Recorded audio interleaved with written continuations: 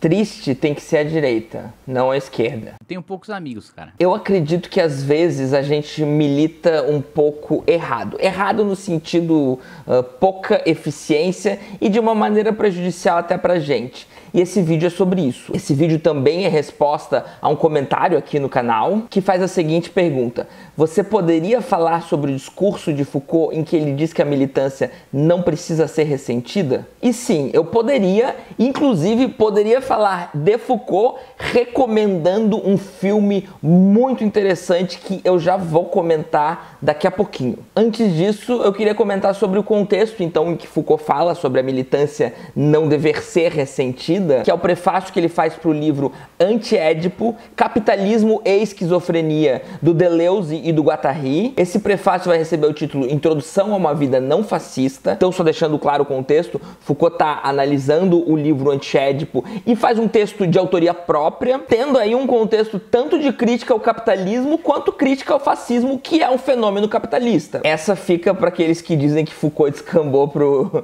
neoliberalismo, que Foucault era um ideólogo da burguesia ou qualquer coisa do gênero que não passa numa análise crítica minimamente séria. Mas vamos então ao trechinho, tá? Ele dá algumas dicas, eu tenho até vídeo sobre isso no canal, Introdução à Vida Não Fascista. Eu vou fazer um vídeo só sobre uma única dica, que é sobre a militância. É só uma única dica para a gente não se tornar fascista nesse contexto de leitura do Anti-Édipo do Deleuze e Guattari. Não imagine que é preciso ser triste para ser militante, mesmo se a coisa que se combate é abominável. É o elo do desejo com a realidade e não sua fuga nas formas da representação que possui uma força revolucionária. Aqui a gente tem vários elementos Foucaultianos, um deles é a busca por uma força revolucionária, mas uma busca por uma força revolucionária que também diz respeito a nós, né, as nossas atitudes, a nossa militância e ao fato de combatermos algo abominável que pode nos deixar tristes, que pode inclusive nos deixar muito parecidos com esse algo abominável.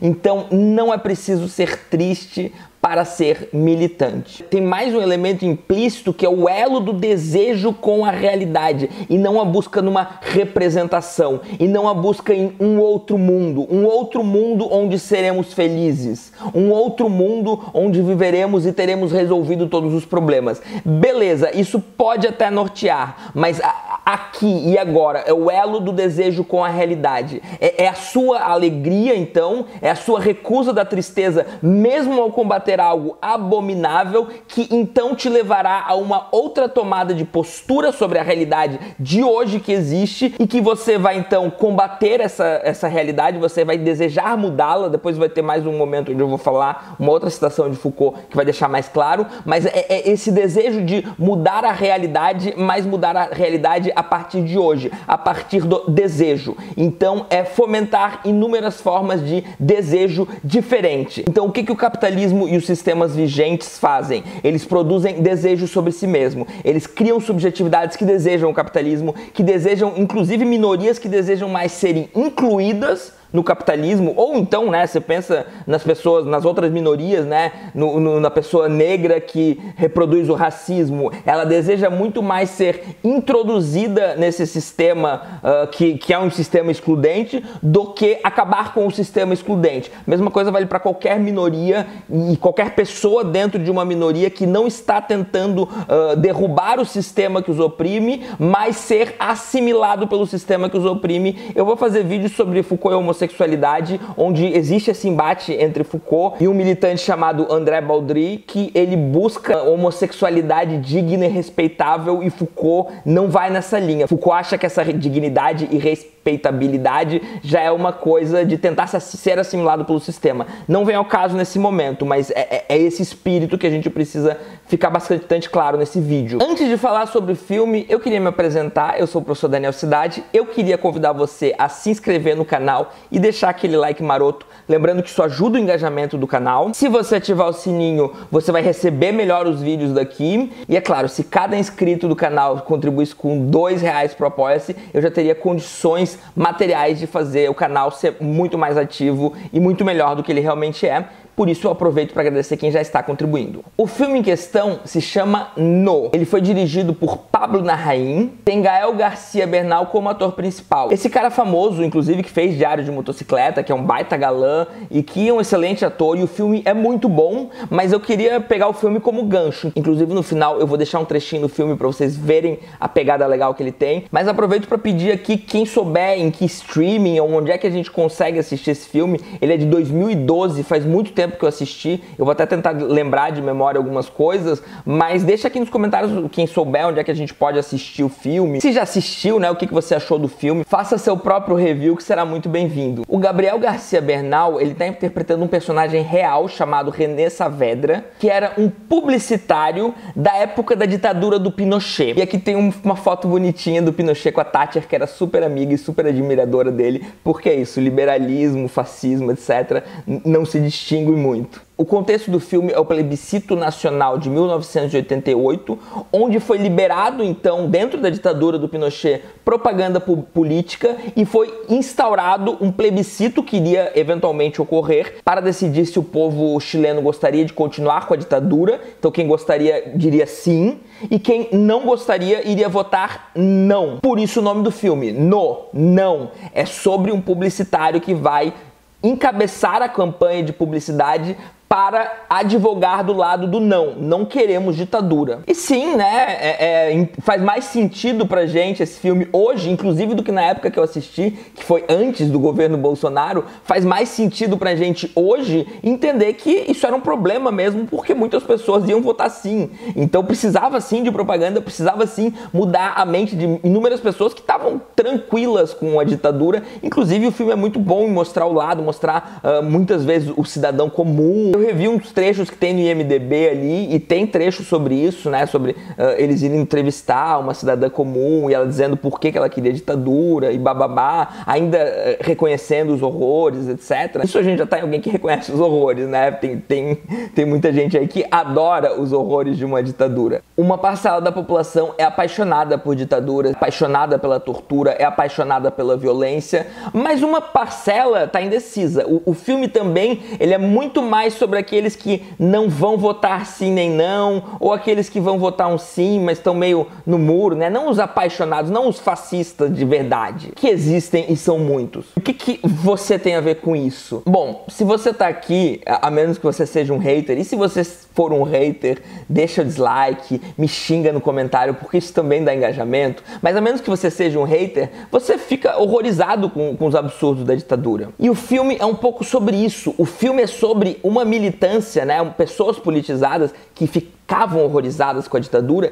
e que, ao pensar em propaganda, pensavam: vamos fazer propagandas focadas nos horrores da ditadura, nas atrocidades que a ditadura fascista de Pinochet cometeu. Isso é muito natural. Eu tenho esse sentimento dentro de mim o tempo todo. Mas o René Saavedra, ele tem uma estratégia diferente. Ele não vai focar tanto nesses horrores da ditadura. Ele vai focar nas maravilhas de um mundo sem ditadura. Ele vai fazer uma propaganda não tanto acusatória, né, acusatória acerca de um passado horroroso, terrível, repudiável, mas um futuro a ser vivido, um futuro melhor que o mundo sem ditadura poderia passar a existir, passar a fornecer às pessoas. Não existe spoiler de filme histórico. Então vocês já sabem, ou deveriam saber, que o plebiscito do não venceu. Eu até peguei aqui os dados, o sim ficou com 44,1% dos votos,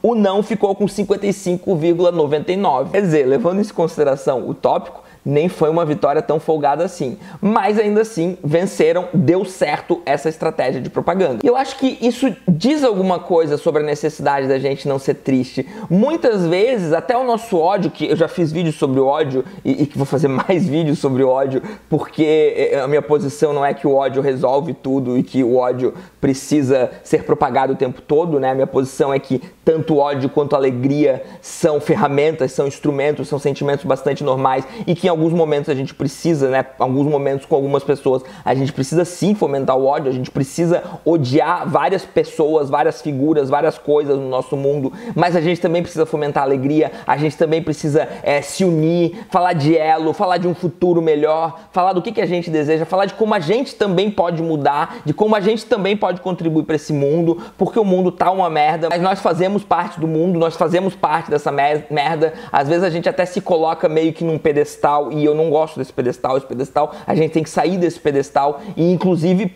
entender a nossa parcela de não diria nem de responsabilidade, mas de participação nesse mundo de merda. Então eu tenho mais uma citação de Foucault. A melhor maneira, acredito, de ler um antiédipo é abordá-lo como uma arte, no sentido que se fala de arte retórica, por exemplo, apoiando-se em noções aparentemente abstratas de multiplicidades, de fluxos, de dispositivos e de ramificações. A análise da relação do desejo com a realidade e com a máquina capitalista traz respostas a questões concretas, questões que se preocupam menos com o porquê das coisas do que com o seu como.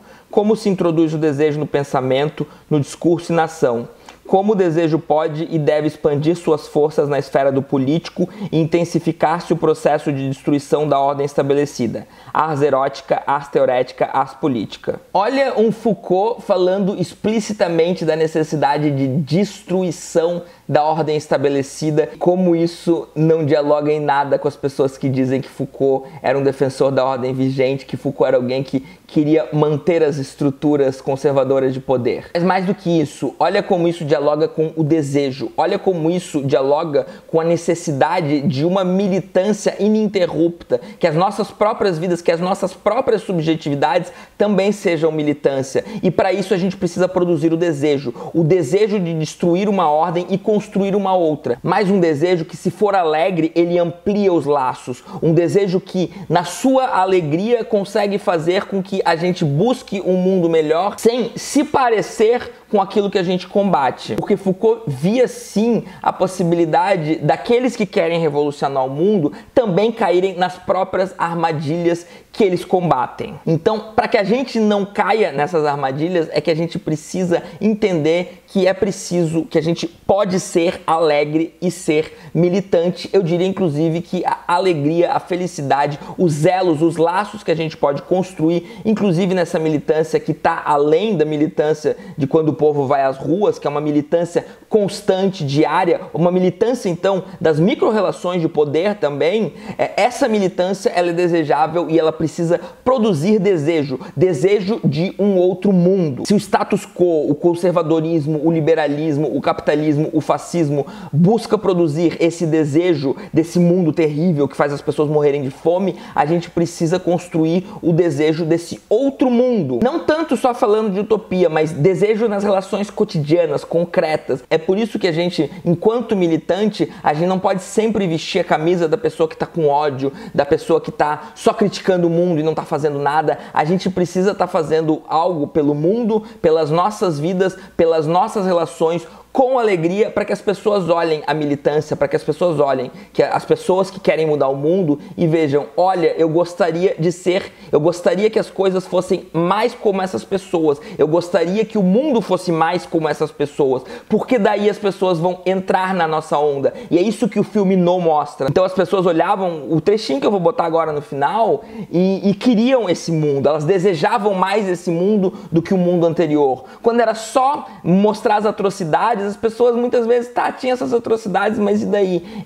Eu não consigo sair muito disso, né? Isso me deixa mal, isso me deixa triste, isso me repele. A gente não pode repelir as pessoas na nossa militância, a gente precisa atrair. Claro, a gente precisa atrair as pessoas que têm que ser atraídas, né? Fascista a gente não discute. Fascista tem que ter ódio mesmo, porque não tem jeito, tá? Então, assim, alegria, tristeza, ódio, amor, isso tudo é humano, demasiado humano. Isso tudo precisa ser englobado e a gente precisa discutir muito mais do que um simples vídeo no YouTube. Depois de todo, hoy Chile piensa en su futuro. Yo soy libre de pensar, porque pienso que es la hora de ganar la libertad. Hasta cuando ya de abusos es el tiempo de cambiar. Porque basta de miserias, voy a decir que no.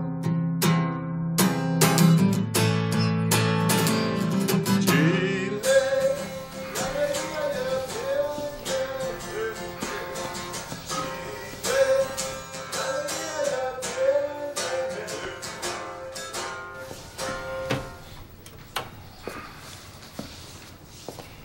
Oye, ¿eso es todo lo que tiene? Então é isso, pessoal. Beijinhos pós-modernos no coraçãozinho de vocês e até mais.